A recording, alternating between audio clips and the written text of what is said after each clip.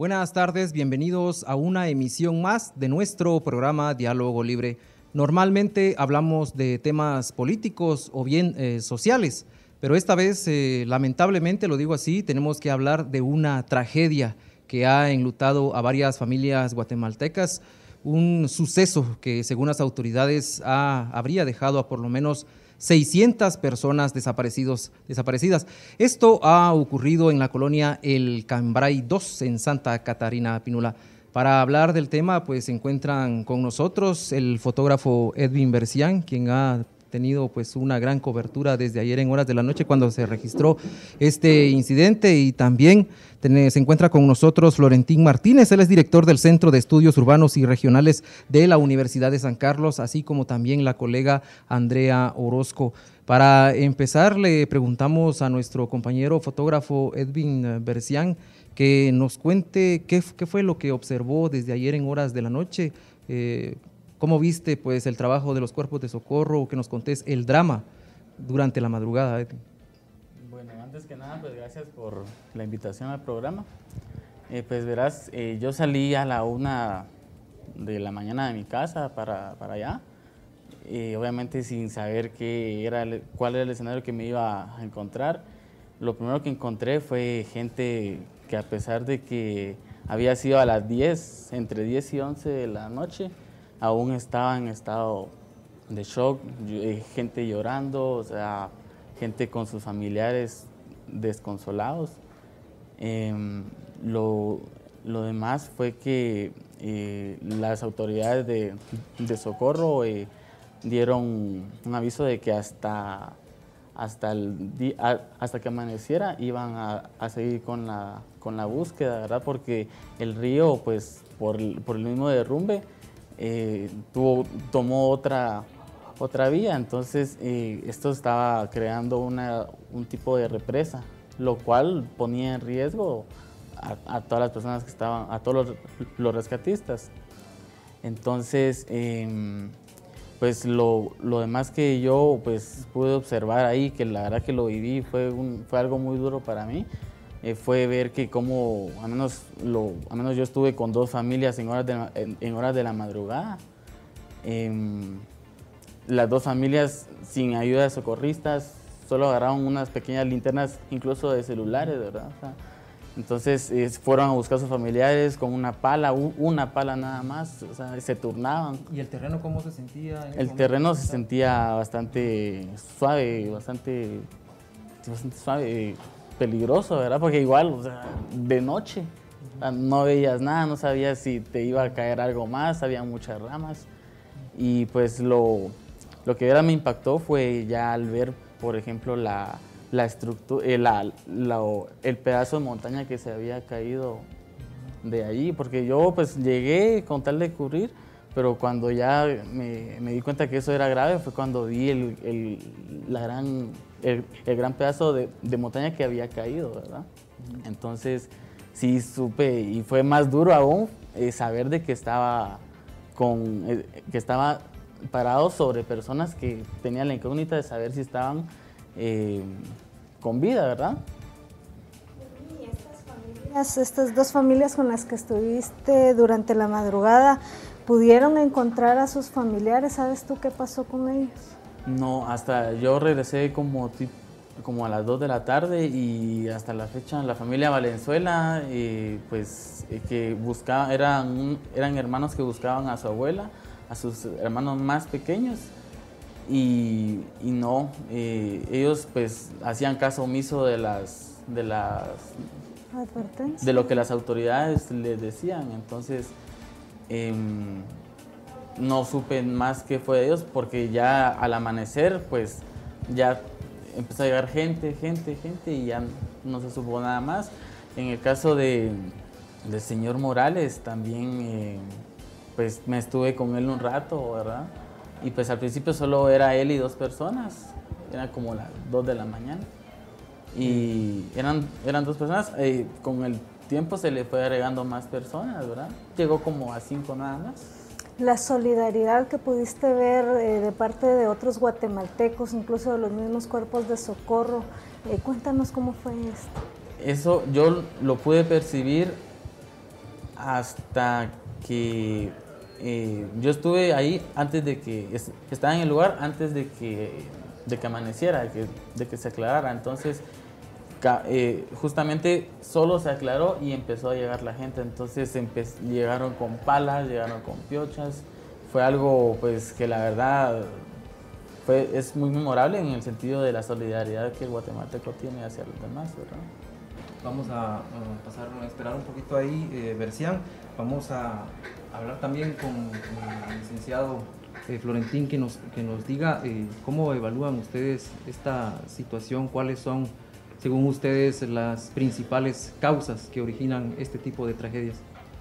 Bueno, inicialmente queremos expresar nuestro pesar a las familias que salieron afectadas tanto en sus bienes materiales como lamentablemente en la pérdida de sus seres queridos, ¿no? Ahora, esta situación, diríamos, no hubiera ocurrido si estuvieran presentes otras circunstancias. Fíjense que hay fenómenos naturales que a veces se producen en forma intensa. Por ejemplo, una lluvia normal que luego se puede convertir en una lluvia intensa. Eso provoca, diríamos, ciertos hechos a nivel de suelo y subsuelo, ¿no? Una lluvia intensa por largo tiempo lo que hace es que la infiltración en el suelo provoca también, dependiendo de los materiales del suelo, puede provocar una luz, puede provocar un derrumbe, puede provocar otras circunstancias. Pero en el presente caso, diríamos, hay una conjunción de varias circunstancias, ¿verdad? Cuando vemos aquí las tomas que acaban de presentar, diríamos, es una hondonada, diríamos, ¿verdad? A eso se le agrega también la presencia de un río. Diríamos que esto hace de que las personas vivan en alto riesgo. Porque el riesgo, diríamos, es la combinación de una amenaza y más la vulnerabilidad de las personas. La amenaza son factores externos, ¿no? O sea, una lluvia intensa no la podemos predecir con certeza. Los volúmenes también de líquidos que caen no lo podemos prevenir con certeza, pero son factores externos. Otro factor externo es la ocupación de ese tipo de suelos, ¿verdad? Nosotros en un estudio que estamos realizando, que estamos terminando, también tomamos el caso de Villahermosa. Son familias que viven a la orilla del río, ¿verdad? Del río Platanitos y del río Pinula. Entonces eso hace que cuando haya una lluvia intensa en las partes altas, el caudal aumente del río, y entonces empieza a socavar. Entonces en este caso, diríamos, esa es una de las causas, pero son, diríamos, hechos que la naturaleza está constituida de esa forma. Ahora también hay elementos que se pudieron evitar, ¿verdad? Y ahí es donde nosotros siempre expresamos de que la ocupación del suelo debe ser ordenada y recurrir. Nosotros decimos que debe haber un ordenamiento territorial. No se debe permitir, diríamos, ocupar este tipo de terreno. Porque cuando los fenómenos naturales son intensos, entonces se provoca esa conjunción y entonces se pone en riesgo los bienes materiales y la vida de las personas, ¿verdad? Esas son circunstancias, ¿verdad? Habría que preguntarse si alguien les había anunciado ya de que habían ciertas circunstancias de riesgo y si también existía una organización tendiente a casos, en estos casos, ¿verdad? Para actuar en estos casos, ¿verdad? Y naturalmente eso no me permite, y naturalmente va a depender de la hora en que ocurre el fenómeno, ¿verdad? Pues no es lo mismo que ocurra en las horas del día que en las horas de la noche, ¿verdad? Recordamos nosotros el terremoto de 1976, ¿verdad? Que fue a las 4 de la mañana. Entonces, eso provoca también una mayor cantidad de daños. justamente con las circunstancias de las que usted habla, licenciado, se menciona que pues tiempo atrás la Conred había emitido algún tipo de alerta hacia el sector por lo peligroso del lugar. También se señala que el alcalde de Santa Catarina Pinula no habría tomado algún tipo de medida para reducir los riesgos. En este caso, lamentando todas estas muertes, licenciado, ¿se puede echar, por decirlo así, echarle la culpa a alguna persona, al alcalde, a la Conred, a los vecinos por continuar viviendo ahí pese al peligro? ¿O pues se puede señalar a alguien o simplemente es la naturaleza? Va a depender a qué sector nos estamos refiriendo, porque nosotros en nuestros estudios, en otros casos, recién se estuvo visitando una aldea que está en las faldas del Volcán de Fuego. Y entonces cuando les dicen, mire, ustedes no han pensado salirse de estos lugares, ¿verdad? No han pensado trasladarse a otros. Pero hay unos hilos que los atan, ¿verdad? En este caso del que le hablo, de la aldea que es Panimaché 2, ellos no se salen de ahí porque, digamos, históricamente ahí han estado siempre, ¿verdad? Ahí nacieron sus padres, ahí nacieron ellos, entonces hay como una convivencia con el peligro, ¿verdad? Pero naturalmente que el convivir con el peligro no es una circunstancia subjetiva, ¿verdad? Sino que muchas veces hay elementos que decía que atan, por ejemplo, las cuestiones económicas. En este caso, diríamos que podríamos pensar como hipótesis que probablemente ellos eran propietarios de estas tierras, ¿verdad? Y probablemente en el tiempo en que los accedieron a ellos, pues los precios del suelo no eran comparables con los que podemos nosotros localizar tanto en la ciudad o en los alrededores de la ciudad, ¿verdad? Entonces probablemente era una oferta a precios bajos, ¿verdad? Pero una vez comprado ya es propiedad privada, ¿verdad? Y entonces es muy difícil, ¿verdad? A menos que tenga recursos, ¿verdad? Si tuviera recursos, entonces probablemente está viviendo en una residencia, por ejemplo. Tenemos que ir a una pausa, pero antes de ir a la pausa yo quisiera preguntarle a Edwin Bercián, tomando en cuenta lo que estaba diciendo el licenciado Martínez, y lo que también preguntaba Andrea sobre que ya se había advertido que el terreno estaba en riesgo. Se supo de que había molestia de los vecinos. ¿Pudiste escuchar qué era lo que decían los vecinos? Si ellos estaban informados de que el terreno estaba en riesgo o no estaban informados. Sinceramente no escuché eso. Lo que yo logré escuchar de algunos de algunos vecinos de allí, que le echaban la culpa a un pozo que habían hecho, que habían construido del lado de San José Pinula. Entonces ellos decían, todo fue por ese pozo que construyeron, ¿verdad? Entonces eso fue lo que yo pude escuchar de ellos. Lastimosamente pues no, las cosas terribles no avisan, ¿verdad? Entonces eso fue lo que escuché. Bueno, gracias Edwin, tenemos que ir a una pausa, pero ya regresamos a nuestro programa Diálogo Libre.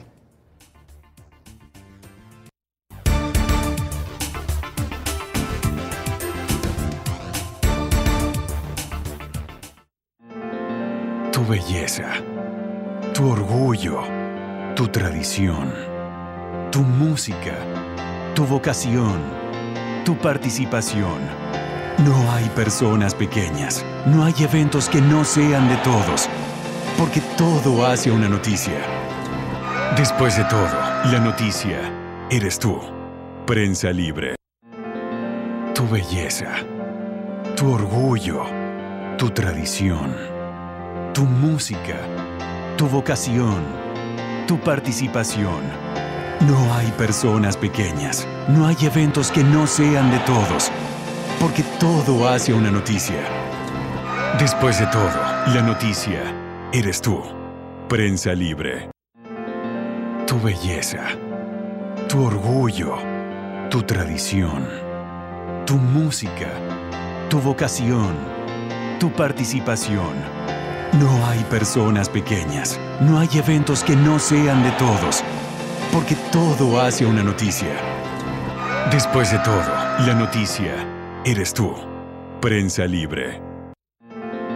Tu belleza, tu orgullo, tu tradición, tu música, tu vocación, tu participación.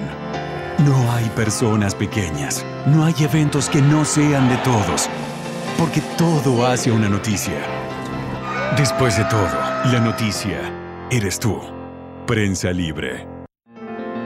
Tu belleza, tu orgullo, tu tradición, tu música, tu vocación, tu participación.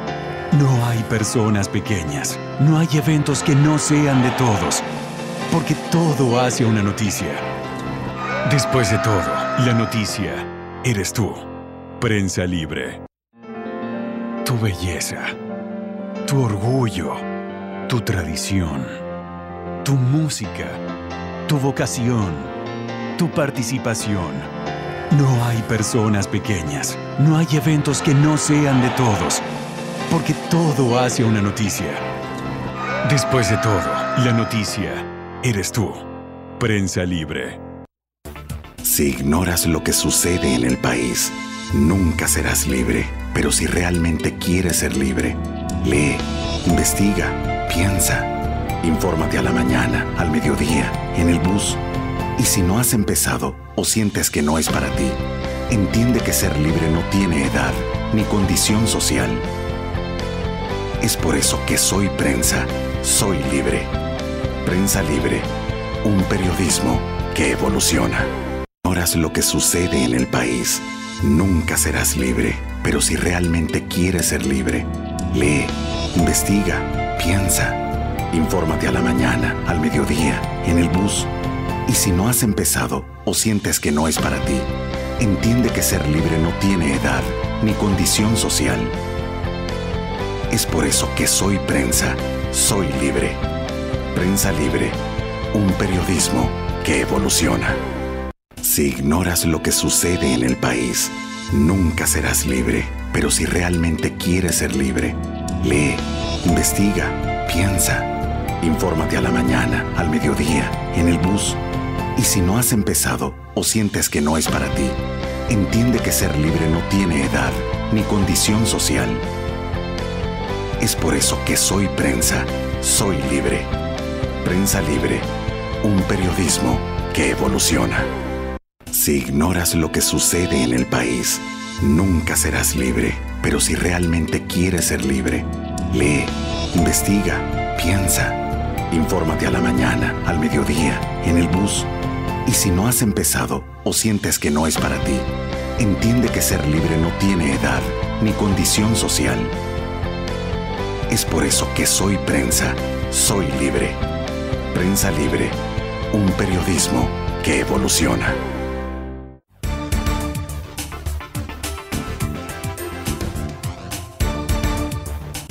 Estamos de regreso en el programa Diálogo Libre. Estamos conversando sobre la tragedia que se registró en la colonia El Cambray 2 en Santa Catarina Pinula. Para recordar, las autoridades hablan que son por lo menos 600 personas desaparecidas. Ya se confirma el deceso de 9 personas en este deslizamiento de tierra que ha dejado soterradas a varias viviendas. Se incorpora con nosotros William González. Él es portavoz de los bomberos voluntarios, a quien rápidamente le preguntamos cómo van los trabajos hasta el momento. William, ¿cuáles son los principales obstáculos que han encontrado? Así es, buenas tardes, José Manuel. Se estaba trabajando con herramienta manual y con algunas motosierras para poder quitar los árboles que cayeron sobre las casas, pero ahorita en las primeras horas de la tarde llegó maquinaria pesada y esto ha favorecido grandemente la labor de bomberos porque se han encontrado algunas personas lamentablemente sin vida, pero se han localizado. William, pues ¿en qué condiciones sobre todo se han encontrado las personas? ¿Estaban debajo de escombros de sus viviendas, de toneladas de tierra? ¿En qué condiciones se han encontrado? Posiblemente hay evidencia de que ellos obviamente estaban dormidos. ¿Cómo se han encontrado las principales víctimas mortales? Así es, las viviendas colapsan, pero cuando colapsan quedan algunos espacios abiertos. Entonces estas personas presentan golpes, erosiones y fracturas en diferentes regiones del cuerpo. Ya. ¿Cuánto tiempo más creen ustedes que van a llevar para pues quitar todos esos escombros y sobre todo la tierra?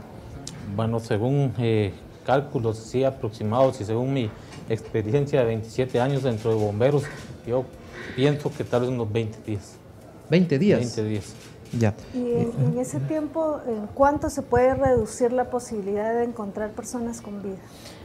Nosotros ahorita estamos trabajando con la unidad canina. Estos perros están certificados a nivel nacional e internacional en la búsqueda y rescate de personas atrapadas en áreas precisamente colapsadas, y fueron ellos precisamente los que han localizado a las personas estas, lamentablemente sin vida, pero sí nos están ayudando en gran manera. Se dice que hay una persona que está texteando con su familiar, pero no se logra encontrar la ubicación de esta persona. William, y bueno, las personas que han sobrevivido, ¿cómo han sido encontradas? Mencionabas precisamente que estaban algunas entre paredes. Así es, como quedan pequeños espacios dentro del área colapsada, hay un 21% de oxígeno en el ambiente y ellos lo reciben muy fácilmente, algo contaminado con polvo tal vez, pero logran sobrevivir. Volviendo al licenciado, usted mencionó en nuestro segmento anterior el tema también de Villahermosa. Quiero consultarle, estas situaciones pareciera que se están dando de forma más reciente. A partir, digamos, de lo del agujero de la zona 6, ahora se empieza a escuchar, se caen casas en asentamientos, hay derrumbes, hay deslizamientos. ¿Hay alguna razón específica por la que sea ahora cuando estén colapsando más áreas? ¿O es que siempre ha sucedido esto y pero no nos habíamos dado cuenta? Bueno, tenemos que decir que nuestro país ha sido proclive a la ocurrencia de la conversión de fenómenos naturales en desastres, ¿verdad?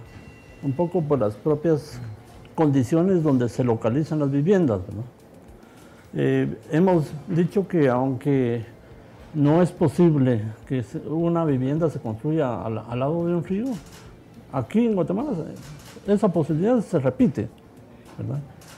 Se ocupan lugares inadecuados. Si recordamos nosotros, había un asentamiento a Las Torres, ellos fueron desalojados el año anterior, hace 2 años, pero todavía algunas familias se corrieron un poquito más abajo, entonces ellos están viviendo en lugares con una mayor pendiente, cosa que no es visible a los ojos nuestros, pues, porque hay que entrar, hay que bajar al puente del Incencio para ubicar esas viviendas, ¿no?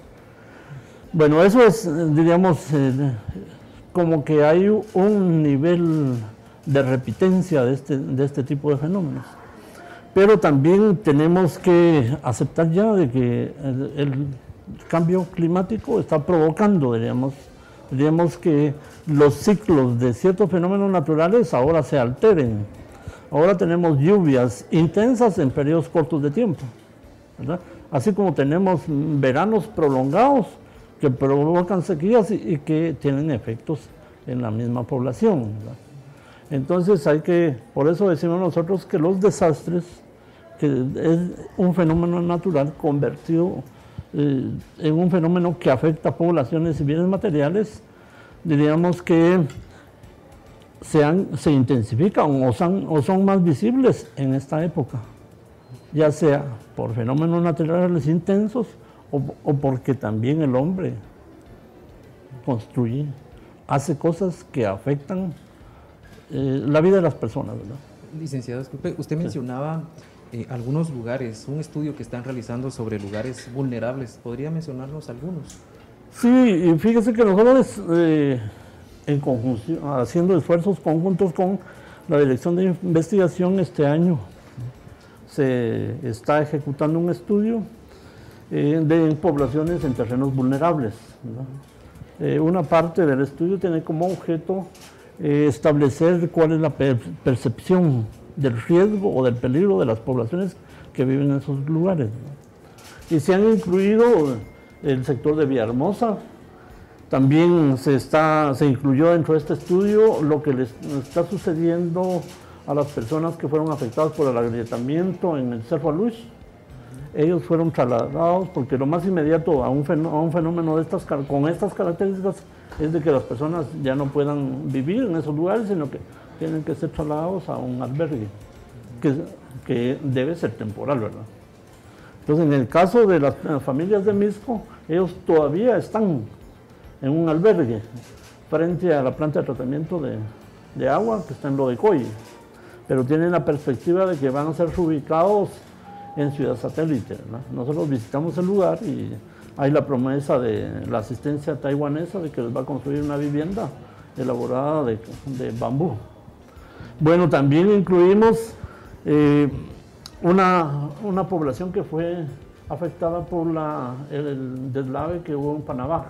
Si ustedes se recuerdan, hace algunos años bajó también una correntada de uno de los cerros cercanos y soterró una cantidad de casas y también perdieron la vida una cantidad de personas. Ellos han sido reubicados a un lugar que se llama Chukmuk, donde Asistencia Internacional les ha dotado de una vivienda mínima de algunos servicios. Y después nos incluimos también esa parte inundable de la ciudad de Quetzaltenango.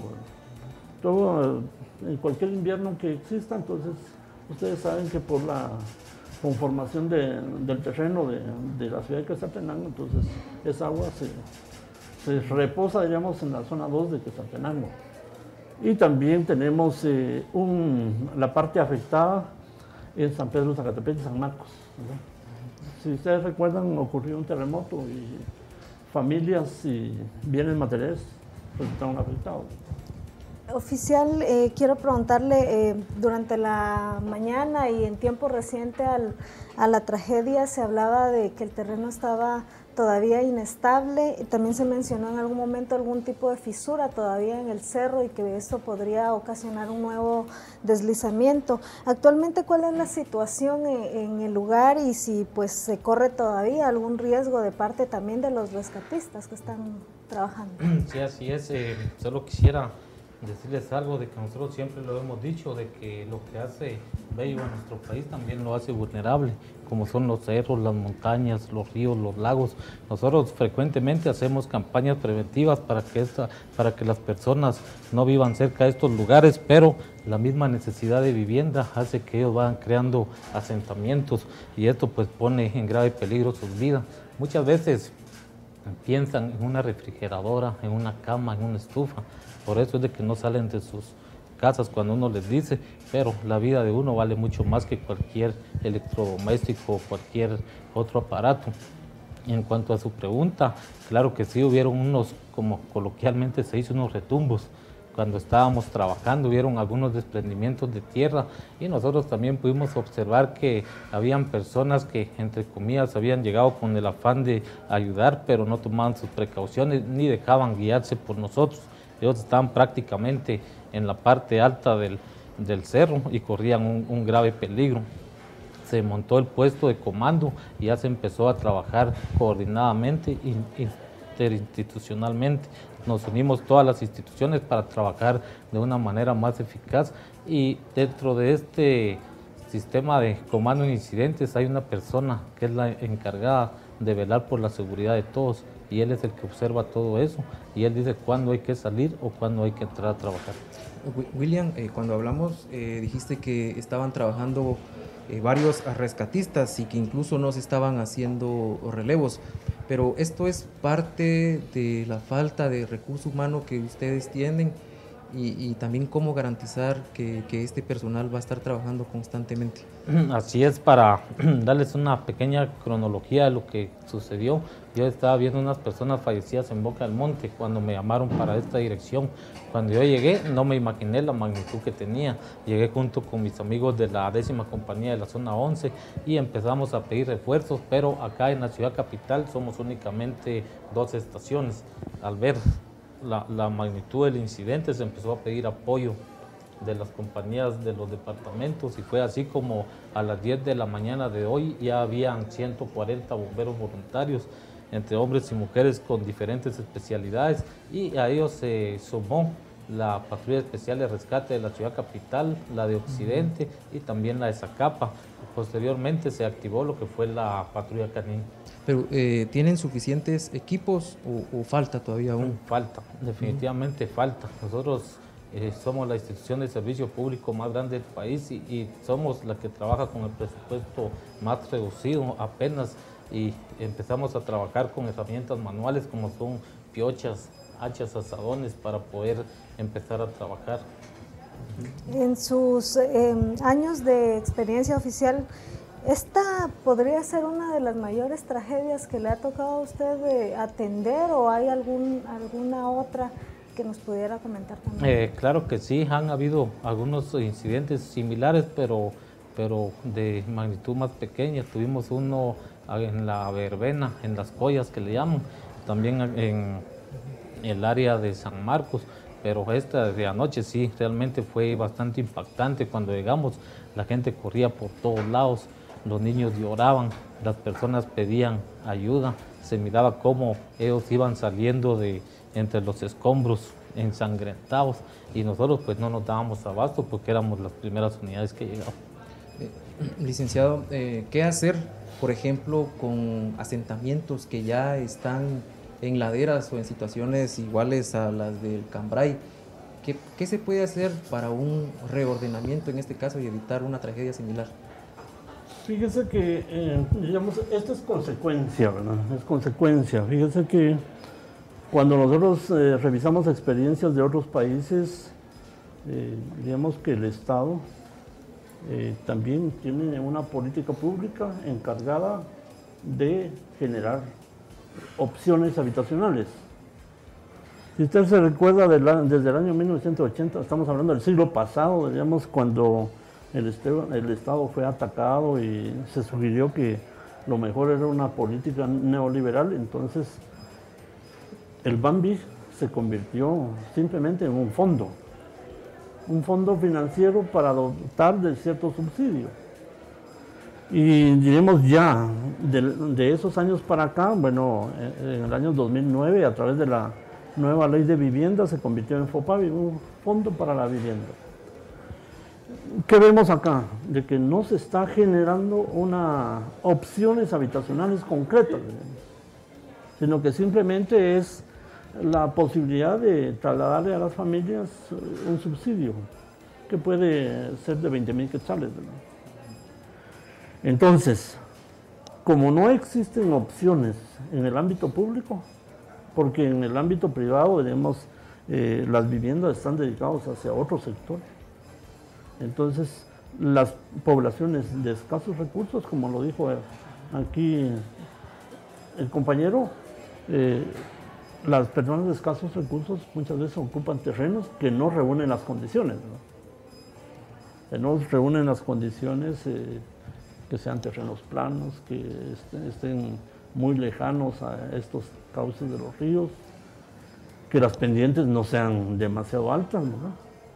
Entonces, diríamos, estos fenómenos se producen porque también el Estado, a través de los diferentes gobiernos, ¿verdad? Estoy hablando de 1980, no se han preocupado de generar este tipo de opciones.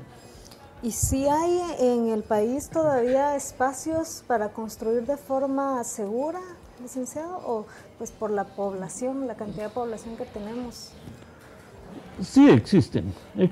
Lo que pasa es que hay una disputa, ¿verdad? El territorio es sujeto de disputas, ¿verdad? Ya sea para actividades económicas o para asentamiento de la población.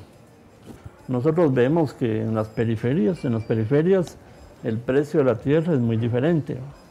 En las periferias el precio de la tierra es más bajo que en las ciudades. Pero ¿quiénes son los que están llegando a ocupar las periferias? Son el sector inmobiliario. El sector inmobiliario que le ofrece una vivienda a por lo menos $100,000, ¿no?